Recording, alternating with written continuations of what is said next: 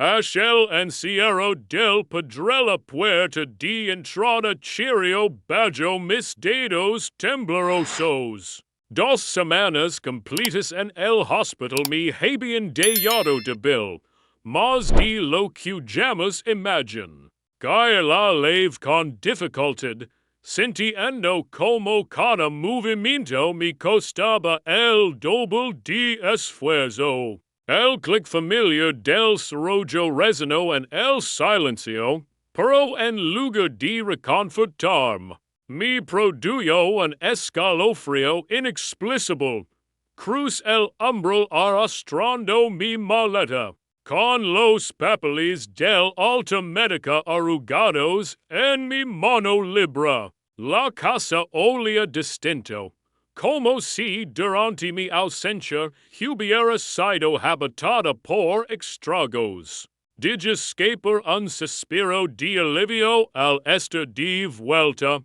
Hola, chicos. Por fin lega casa dot Mateo ni siquiera volto dest su computadora. Estaba hundido en mi sillón y sillón reclinable que había sido mío durante décadas. Lo ocupaba con una familiaridad que me resultó perturbadora, como si siempre hubiera sido suyo. Sí, ya veo. Murmuró sin apartar los ojos de la PANTALLA. No era el recibimiento que había imaginado durante aquellas interminables noches de hospital. Cuando el pitido constante de las maquinas era mi única compañía, había soñado con abrazos, con preguntas sobre mi salud, con escala humano que distingue una casa de un edificio vacío. Valeria emergia de la cocina, secondos las manos en un trapo. Su sonrisa era mecánica, como debullada con lápiz sobre un rostro de porcelana. Arturo, que bueno vert emego ardot la pausa entre sus palabras dicha, mas que cualquier discurso. Dij que la maleta junto a la entrada y recorre con la mirada el espacio que había sido mío durante 37 años. Algo fundamental había cambiado. Las fotografías familiares que solían decorar la repisa de la chimenea habían desaparecido. Los libros en el estante estaban organizados por color en lugar de por tema o sentimiento, como Isabel solía hacerlo. Incluso la lámpara antigua que mi esposa había encontrado en aquel mercadillo Ecos ya no estaba en su lugar. ¿Dónde están mis cosas? Solo ordenamos un poco, Arturo. Se estaba acumulando demasiado desorden, respondió Valeria con tono ensayado que usa la gente cuando miente. Desorden. La palabra me cae como una bofetada. Esos trastos eran mi vida, mis recuerdos, las pruebas tangibles de que había existido antes de convertirme en un paciente cardíaco. Mateo finalmente levantó la vista de su laptop. Sus ojos tenían un brillo extraño. Calculador. Papa, necesitamos hablar sobre el futuro de esta casa. El futuro. Como si yo ya no formara parte de él. Como si la cirugía de corazón hubiera sido mi funeral en lugar de una segunda oportunidad para vivir. Me dirigí hacia el garage, cada paso tirando dolorosamente de la cicatriz fresca en mi pecho. El dolor ya no era solo físico cuando vi lo que me esperaba allí. Caius D. Carton se apilaban contra las paredes, todas cuidados amante etiquetadas, con la pulcra caligrafia de Valeria, cosas de Arturo, Almacen, Donner, miseramientos de 40 ecos, los albums fotográficos, las recetas manuscritas de Isabel, todo empaquetado como si ya estuviera muerto. ¿Por qué empacaran mis cosas? Mateo apareció bloqueando la puerta del garage, impidiendo el paso de regreso a la casa. Pensamos que estarías más cómodo con una distribución diferente del espacio. Esta es mi casa. HIJO. En realidad, Papa, hemos estado pensando. Su postura se volvió rígida, los brazos cruzados sobre el pecho. No te estás volviendo más joven. Las escaleras son peligrosas para alguien en tu condición, and dad la condition por la que nunca preguntó durante mi hospitalización. Ni una sola visita, ni una llamada telefónica para saber si seguía vivo. El médico me autorizó para actividad normal. El médico no vive aquí. El tono de Mateo tenía un filo que cortaba más profundo que cualquier bisturi. Nosotros sí. Nosotros. No tal. No nosotros como familia. Solo ellos dos. La pareja que se había apropiado de todo mientras yo luchaba por sobrevivir. Las sombras del atardecer se extendían por el suelo del garage, alcanzando como dedos helados. La casa que había construido con mis propias manos de repente se sentía como una trampa. Subí las escaleras hacia mi dormitorio. Cada peldaño una pequeña victoria sobre el dolor que palpitaba en mi pecho. Detrás de mí, el murmullo de voces susurrando planes que no podía distinguir pero intuía como amenazantes.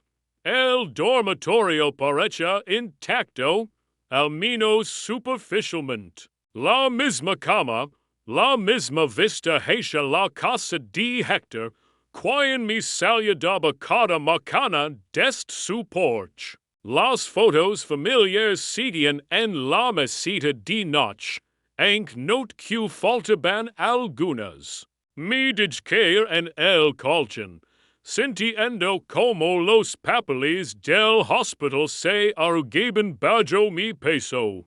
Y just, las familias necesitaban tiempo para sanar, igual que los corazones. Pero mientras escuchaba los sonidos que subían desde abajo, el tintinio de platos, el murmullo del televisor, la vida cotidiana de personas que pertenecen mientras yo me sentía como un intruso en mi propia casa. Una soledad más profunda que la del hospital me invadía. Los pasos de Mateo subieron las escaleras y pasaron frente a mi puerta sin detenerse. Ni en buenas noches, ni en necesitas algo. Solo el clic suave de su puerta cerrándose, dejándome afuera de su mundo.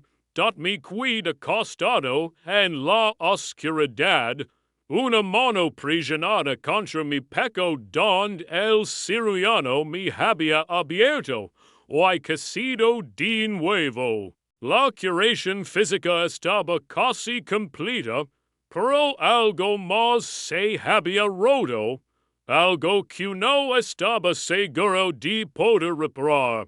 Despert con la sensación de que alguien estaba parado sobre mi pecho. El reloj marcaba las 7:30 de la mañana, pero la luz que se filtraba por las persianas tenía una cualidad extraña, demasiado brillante, demasiado dura. Mi boca estaba seca como papel de lija. Cuando intenté sentarme, la habitación se inclinó peligrosamente. No era el dolor normal de haber dormido en mala posición. Era el dolor agudo y insistente del que me había advertido la doctora Morales. Si experimenta presión en el pecho, dificultad para respirar o mareos repentinos, no espera.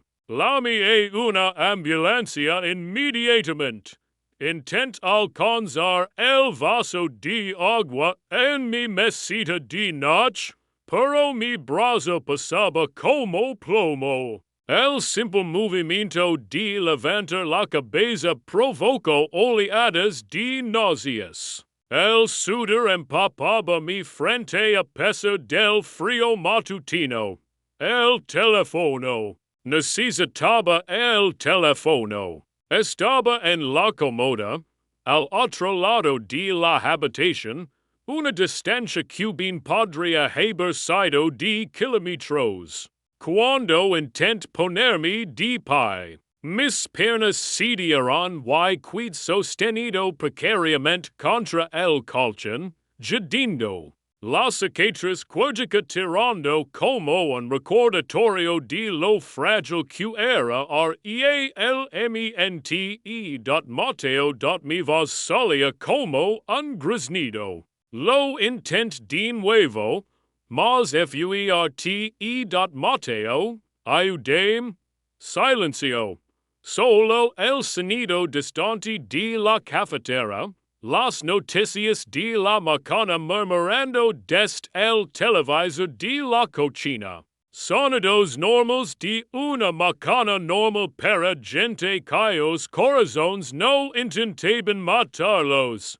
Legamite de camino hacia la comoda, antes de que mi visión se volviera gris por los bordes. El dolor en mi pecho se intensificó, irradiando por mi brazo izquierdo como fuego líquido. Me aferré al marco de la puerta, respirando en jadios cortos y Mateo. Esta vez pues todo lo que tenía en el grito, desgarrándome la garganta. Pasos abajo, sin prisa. Luego su voz flotando desde lo que parecía el pie de las escaleras. ¿Qué pasa, papá? Como si estuviera llamando por un grifo que como si la desesperación en mi voz no significara nada. Me siento fatal, realmente fatal. Llama una ambulancia. Otra pausa, más larga. Me desliz por la pared hasta quedar sentado en el suelo. El teléfono todavía imposiblemente lejos. Mi reflejo en el espejo de la comoda mostraba un anciano de cara gris, ojos desorbitados, pijama empapado en judío Isabel ya habría marcado emergencias. Isabel estaría sosteniendo mi mano, hablando para calmarme, asegurándose de que supiera que no estaba solo. Pero Isabel ya no estaba. Yo estaba atrapado arriba, con un hijo que no parecía dispuesto a subir 14 escalones para comprobar la emergencia médica de su padre. El dolor se extendía por mi pecho como ácido. Record las palabras del cirujano sobre el estrés en el corazón, sobre la naturaleza delicada de las reparaciones. Sober lo repito que las cosas podían salir mal en pacientes de mi edad. Mateo, por favor, volví a lamer, pero mi voz era más débil ahora. La fuerza se me escapaba con cada respiración trabajosa. Esta vez hoy movimiento, el deliberado trito de una silla siendo empujada. Los pasos medidos de alguien sin prisa. El alivio me inundó, incluso mientras el dolor se intensificaba. Estaba viniendo. Finalmente estaba viniendo. Las escaleras crujían bajo su peso. Cada paso lento y cuidadoso. No el ascenso apresurado de alguien respondiendo a una emergencia, sino el ritmo de alguien cumpliendo una obligación. Lograr incorporarme contra la pared. Tratando de parecer menos indefenso de lo que me sentia. La puerta del dormitorio se abría y Mateo aparecía en el umbral, todavía en pijama, pelo revuelto. Me mir desplomado contra la pared, observo el sudor, y la palidez, y su expresión permaneció completamente tranquila. ¿Qué pasa? Como si no fuera obvio. Lama rapido. Me siento fatal. Mateo entró en la habitación. Sus ojos escaneando la escena con un extraño desapego. Se movía como alguien evaluando una situación en lugar de respondiendo a una emergencia. Su mirada se detuvo en mi teléfono, luego se desvía hacia mí, y luego de vuelta al teléfono en no, papá, no voy a lamer. Las palabras me caen como agua helada. ¿Qué estás diciendo? Podría morir. Paso junto a mi hacia la comoda. Cogía mi teléfono y se lo guardo en el bolsillo. El movimiento fue casual, practicado, como si lo hubiera ensayado. Quizás eso sería lo mejor. La habitación quedó en silencio excepto por mi respiración entrecortada. Mayer y mi hijo, el niño al que había enseñado a lanzar una pelota, cuyas rodillas raspadas había vendado, cuya universidad había pagado, y via un extrago con su cara. Mateo, ¿qué estás haciendo? El dolor en mi pecho se intensificó, pero ahora sentía que era más que solo mi corazón. Algo fundamental se había roto que no tenía nada que ver con arterias o cirugías. Es un viaje padre enfermo. Esta casa vale $300,000 y Valeria y yo tenemos planes. Hablo con el mismo tono que usaría para discutir el clima. Planes que no inclinan mantener a un inválido. Inválido. La palabra corto más profundo que cualquier escalpelo. Soy tu padre. Mi voz salía como un susurro. Es una carga se movió hacia la puerta con ese mismo ritmo pasado. Las cargas tienen una forma de resolverse por sí mismas. Intent levantarme, alcanzarlo, agarrarlo por los hombros, y devolver algo de humanidad a la fuerza. Pero mi cuerpo me traicionó. Las piernas cediendo, los brazos demasiado débiles. Me dieron contra la pared, Jade ando. Mateo, por favor, necesito ayuda dot se detuvo en el umbral, mirando hacia atrás con algo que podría haber sido lástima si hubiera tenido alguna cali de easy dot no, papa. Teens que aceptar la realidad dot la puerta se cerrar. Els rojo hizo click. Encerrado. Mi había encerrado. Mateo. Golpe la puerta con la poca fuerza que me quedaba. Aber la puerta. ¿Qué estás haciendo? Sus pasos se alejaron por el pasillo. Bajaron las escaleras. De vuelta a su rutina matutina normal. De vuelta a su café y sus planes. Y su futuro que no me incluye dot mi desplome contra la puerta. El dolor en mi pecho ahora compitiendo con un tipo diferente de agonía. El nigo que había criado. El hijo que había amado incondicionalmente.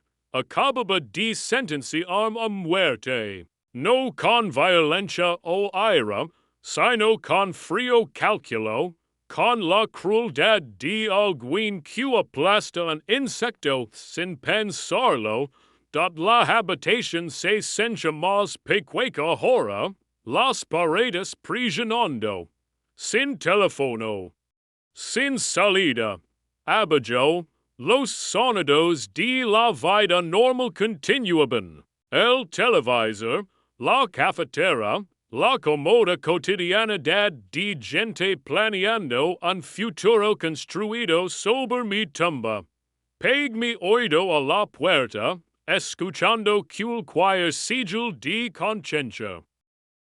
Cualquier indicio de que podría reconsiderarlo.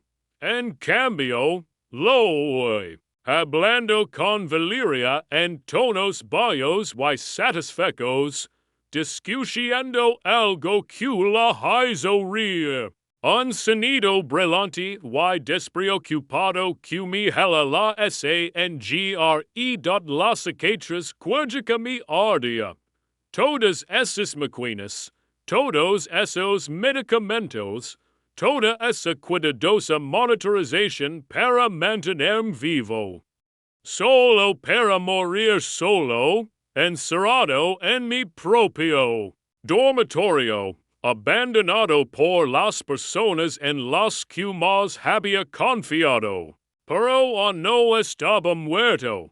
A pesar del dolor, a pesar de la traición, algo terco y furioso estaba despertando en mí. Había sobrevivido 68 ecos, 2 guerras, la muerte de mi esposa. Sobreviviría esto también acute en dot la ventana daba la casa de Hector. Quien vivía al lado dest hacia quince ecos. Si pudiera llamar su atención, mi arrastre hacia la ventana. Cada movimiento una pequeña victoria contra el dolor que intentaba hundirme.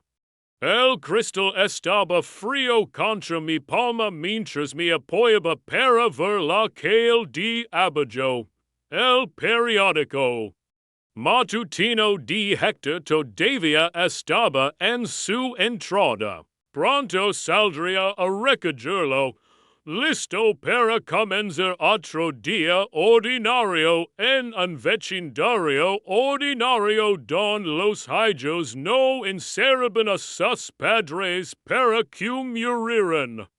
Todo lo que tenía que hacer era sobrevivir lo suficiente como para llamar su atención. Todo lo que tenía que hacer era negarme a facilitar el plan de Mateo. El dolor era real, peligroso, potencialmente fatal, pero también lo era la traición de mi hijo. Y entre los dos, sabía contra cuál iba luchar más duro. El pestillo de la ventana se atascó. Pintado hachi ecos y rara vez abierto. Mis manos temblaban mientras lo trabajaba, el sudor pelando mi frente. Cuando finalmente sedia con un chorro oxidado, el air de la macana me golpea la cara como una bendición. El jardín de Héctor se extendía de bayo. Hileras ordenadas de tomates y pimientos captando la luz del sol temprano. Él estaba arrodillado entre las plantas, completamente absorto en buscar plagas acute court o mi voz salía como un graznido. Las 2 semanas de intubación me habían dejado la garganta en con viva. Héctor. Ayúdame. Levanto la vista, entrecerrando los ojos contra el sol. Arturo, ¿qué pasó? El alivio de ver su rostro familiar, de que otro ser humano reconociera mi existencia, casi me abrumo. Llama una ambulancia. Ahora mismo. Me siento fatal. Héctor deja caer su palito y se levantó de inmediato. ¿Qué pasa? Debería saber. No, estoy encerrado. No puedo alcanzar mi teléfono. Las palabras salieron a borbotones. No podía cantar el sober Mateo. No podía destruir lo que cuidaba de la reputación de mi familia en el vecindario. Pero podía conseguir ayuda. Podía sobrevivir. ¿Encerrado? ¿Cómo estás encerrado en tu propio dormitorio? La pregunta quedó flotando en el aire como una acusación. ¿Cómo podía explicar que mi hijo me había aprisionado? Que el niño que Héctor había visto crecer se había convertido en algo incapaz de maltrato. La puerta se atascó. Mentí. Odiando por proteger a Mateo, incluso por favor. Solo llama. Creo que es mi corazón de nuevo. Estoy llamando ahora mismo. Espera. Héctor ya se dirigía hacia su casa con espacio rápido y eficiente. Me agarré al marco de la ventana. Asomando todo lo que mi cuerpo debilitado me permite. Abajó, Héctor. Desapareció en su casa y pude verlo a través de la ventana de su cocina con el teléfono pegado a la orilla. La ayuda estaba en camino. Después de una hora de abandono, de enfrentar la posibilidad de morir solo y olvidado, la ayuda real finalmente estaba llegando. Están en camino. Grito Héctor desde su puerta trasera. La ambulancia debería estar aquí en 10 minutos. Solo agua en 10 minutos. Podía sobrevivir 10 minutos.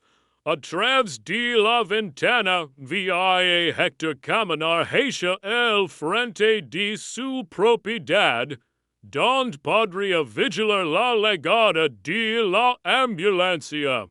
La vista de el montando guardia est casi extrago que se preocupaba más por mi bienestar que mi propio hijo, mi linu los ojos de lágrimas. El dolor en mi pecho había cambiado, volviéndose más manageable ahora que la esperanza había regresado, pero entonces lo oí. Pasos pesados y deliberados subiendo las escaleras hacia mi habitación. Mateo me había oído llamar. Sabia lo Q habia heco. Los pasos se detuvieron fuera de mi puerta y pude imaginarlo ali de pi, calculando su próximo movimiento. El rojo hizo clic. La puerta se abría de golpe con tal fuerza que se estrelló contra la pared, dot Mateo linu el umbral. Su rostro contorsionado por una furia que nunca antes había visto. Que hiciste, viajo tonta? Miraste hacia atrás dest la ventana, mi corazón martillando contra mis costillas. De Jamir, necesito ayuda. Cruzo la habitación entre zancadas rapidas. Agarrandome por los hombros, y levantandum con fuerza sorprendente, tan cerca pude ver el pánico detrás de su ira, el cálculo salvage de enjambra caos planes se estaban desmoronando, escom con atencia en dot su agarre se hizo más fuerte. Los dedos clavandos cerca del área de cirugía hasta que jadi. Si le dices a alguien sobre esto, her de tu vida un infierno. Estás loco, es mi hijo. Soy tu hijo que ha esperado la herencia demasiado tiempo. Las palabras explotaron de él como una presa rompiéndose. Sabes lo que es vert aferratia, la vida mientras Valeria, y yo apenas llegamos a fin dimes. Me empujo de vuelta a la cama con fuerza suficiente para que me castigataran los dientes. Aterris torpemente, un dolor agudo atravesando mi pecho. Un favor. Estis tu hogar. Nunca pedí alquiler. Pork nos querias dependientes, atrapados dot suvas se eleva hacia la histeria. Encontra una salida. Encontramos una salida dot el énfasis en encontramos golpea como un puetazo. Valeria no era solo campless, era socia en esto. ¿Cuánto tiempo? La pregunta salía como un susurro. ¿Cuánto tiempo han estado planeando esto? La risa de Mateo no tenía humor. Desde el primer ataque al corazón, cuando el médico nos dijo que podrías no superarlo, todo lo que podía pensar era en finalmente el IBERARME. Se movió hacia la ventana, mirando hacia la propiedad de Hector con intensidad paranoica. ¿A quién llamaste? ¿Qué les dijiste? Les dije que me estaba muriendo. Porque lo estoy. No. Se dio la vuelta segalandum con un dedo. Acusador. Les dijiste mentiras. Te hiciste parecer una víctima cuando solo es un viejo terco. La realidad de que mi hijo me queer muerto. La realidad de que tienes 70 ecos con un corazón débil y no tienes derecho a detener el progreso. Su máscara profesional había desaparecido completamente. Esta casa vale $300,000. Sabes lo que Valeria y yo podríamos hacer con ese dinero. La forma casual en que discutia mi muerte me dio escalofríos. Esto no era locura temporal. Así era realmente mi hijo. Podría cambiar mi testamento. De todo a la caridad. Su rostro se puso blanco, luego rojo. No te atreverías. Pruébame. por un momento pens que podría golpearme. Sus pupos se cerraron, los músculos se tensaron. Entonces, el sonido que me salvó liga flotando a través de la ventana. Sirenas distantes, pero acerca en Dios la cabeza de Mateo Seger bruscamente hacia el sonido, su expresión cambiando de ira a pánico. Hachi cuanto lamast? Yo no la mia nadi. Mi vecino mi vio en APUROS. Re.